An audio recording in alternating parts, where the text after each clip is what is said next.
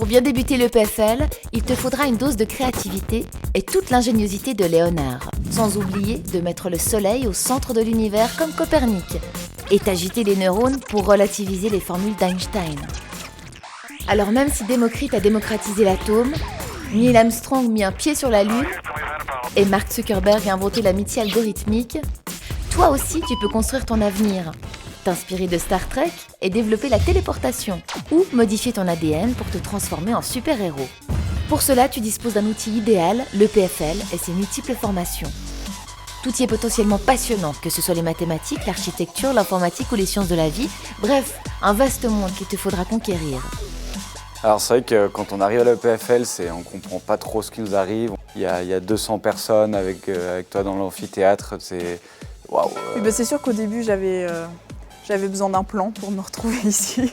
Mais c'est aussi fascinant en même temps parce que ça donne vraiment l'impression d'une fourmilière qui grouille. Moi je trouve qu'il faut pas trop hésiter, faut y aller quoi.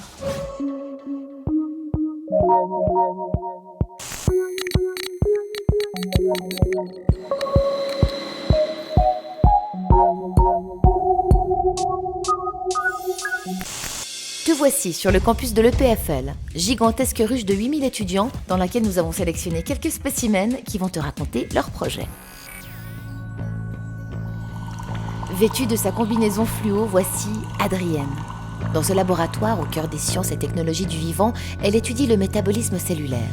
J'ai su que je voulais faire de la biologie quand j'ai commencé à comprendre qu'il y avait encore énormément de choses qu'on ne savait pas.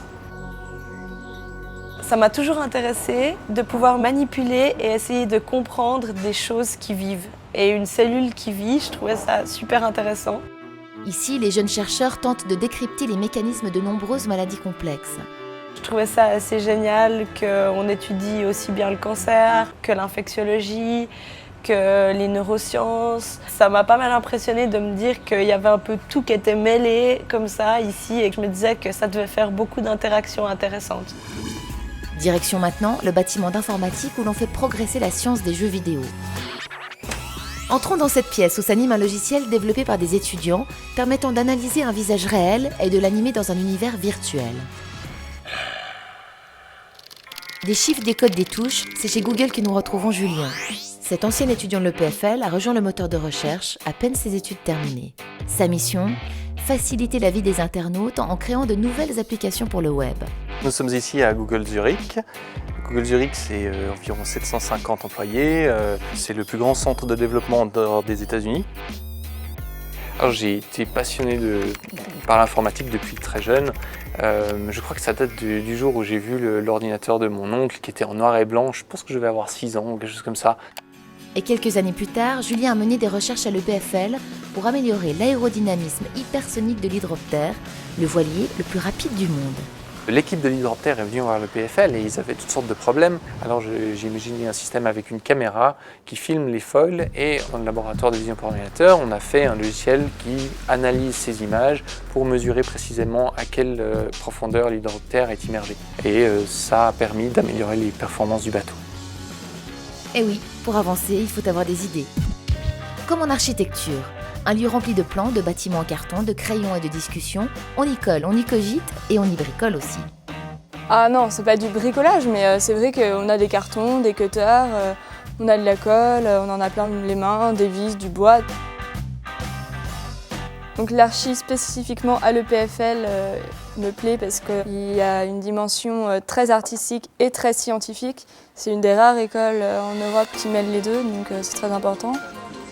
C'est bientôt l'heure pour Clémence de terminer sa maquette pour les examens, ce qui lui rappelle des souvenirs. Bon alors moi l'année dernière, je faisais quelques nuits blanches et donc les premières semaines, on est tout le temps stressé. Ça peut arriver à la dernière minute, une maquette qui casse ou quelque chose qui ne fonctionne pas, où on s'en était pas rendu compte, une erreur dans un dessin. D'où pas mal d'adrénaline lorsqu'elle défend son projet devant ses camarades et les critiques des profs. Donc le mieux c'est d'avoir des bons amis dans son studio, de bien rigoler parce qu'on est une quinzaine et on se serre les coudes et on est ensemble. Et oui, à l'EPFL, la solidarité est une chose qui coule comme de l'eau de source. D'ailleurs, pour en trouver de l'eau, rendons-nous avec Raphaël dans les montagnes valaisannes, comprendre les phénomènes climatiques. Moi, alors, ce qui me motive beaucoup dans le domaine de l'environnement et de l'eau, c'est qu'on Quasiment chaque jour, on lit un article lié au réchauffement climatique ou aux avalanches ou alors au glissement de terrain. Pour prévenir les risques naturels, Raphaël mesure les débits de la rivière. Un exercice aquatique qui nécessite des étudiants tout-terrain. Qui savent grimper, qui savent escalader, qui soient imperméables et motivés. On travaille beaucoup en équipe. Quand on va sur le terrain, on a besoin d'être 5-6 personnes pour faire toutes les mesures durant la journée. Moi, ce qui me plaît énormément dans cette recherche, c'est qu'il y a vraiment deux aspects. Il y a l'aspect pratique. En été, on est beaucoup à la montagne. Et en hiver, on est au chaud au laboratoire. Pour analyser les échantillons prélevés sur le terrain, le cerveau de Raphaël est en symbiose avec cette machine qui lui permet de percer les mystères de l'eau. Retrouvons maintenant Auréline, au Learning Center de l'EPFL. Intéressée par l'environnement, cette étudiante a plongé dans ce sous-marin russe visiter les profondeurs du lac. La première plongée, c'était assez extraordinaire. Alors en fait, quand on plonge, on s'attend à avoir un petit peu peur quand même, parce qu'on est dans 2 mètres carrés, dans une petite boule. On voit juste l'eau, le niveau de l'eau remonter sur le hublot, et puis après, en fait, on est parti, puis on est tout seul dans l'eau. Toute seule pour étudier les micropolluants. La descente, elle dure environ une dizaine de minutes pour aller au fond du lac, jusqu'à 300 mètres de profondeur. Et ensuite, on arrive sur un paysage, comme en fait si on se trouvait sur la Lune, un monde assez irréaliste. Et il y a des petites particules blanches qui scintillent, et comme des petites étoiles en fait, et c'est tous les composés qui se baladent dans le lac. Et de temps en temps, on rencontre quelques poissons, éventuellement des épaves qu'on repère avec les sonars. Ce qui me fascine dans la nature, c'est tout d'abord sa complexité, mais aussi sa simplicité. Tout ce qu'on voit autour de nous, on peut l'analyser, on peut le modéliser, on peut essayer de le comprendre. Donc ça apporte énormément de réponses aux questions que je me posais en étant plus petite et auxquelles mes parents ne répondaient pas forcément.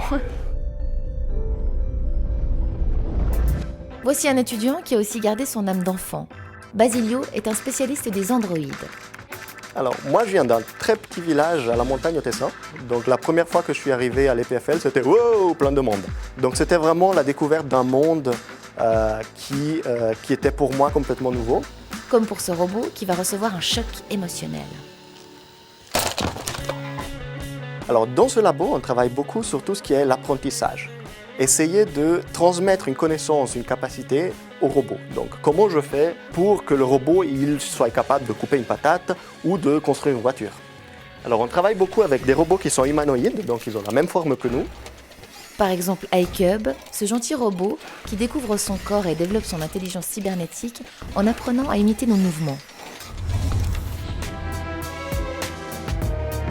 Décollons à présent vers l'inconnu. Gaëlle a toujours été passionnée d'astrophysique.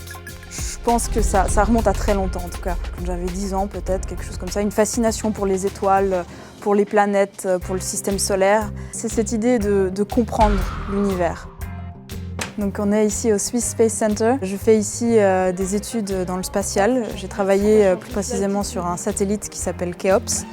Bientôt sur orbite, ce satellite au nom de Pharaon a été imaginé en partie par des étudiants pour mesurer la luminosité des étoiles.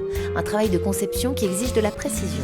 On n'a pas vraiment le droit à l'erreur en fait, parce qu'on peut pas aller réparer un satellite qui est déjà mis sur orbite. Donc il faut qu'il marche à tout prix. J'ai pas seulement envie de faire du travail théorique, mais j'ai aussi envie de sentir les choses, j'ai envie de les vivre par moi-même, et c'est ça que je peux faire avec le parachutisme. Ça me permet d'être vraiment dans l'élément. Quand Gaëlle teste la pesanteur, Lucas, lui, fait vibrer les ondes acoustiques. Cet étudiant percussionniste est obsédé par le son. En ce moment, je travaille sur un projet qui a pour sujet l'audio 3D, du son qui passe en dessus, en dessous ou à côté de nous, tout ce qu'on peut imaginer pour le cinéma, pour les clubs, etc. Donc le but, c'est qu'on puisse faire des systèmes qui permettent à un auditeur, même s'il est chez soi au salon, de se sentir par exemple dans une salle de concert ou de se sentir immergé dans un film, peu importe en fait l'endroit où il se trouve. Si Lucas défie le mur du son, d'autres étudiants de l'EPFL testent la résistance de nouveaux matériaux, servant par exemple à la conception des ailes de Solar Impulse. Lui, c'est Ryan. Sa spécialité, ce sont les avions miniatures. Il développe ces robots libellules qui se déplacent dans l'espace de façon autonome grâce à un système d'intelligence artificielle.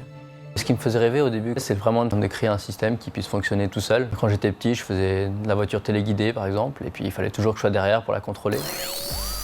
Ces drones sont capables de prendre une série d'images et de recréer le campus en 3 dimensions.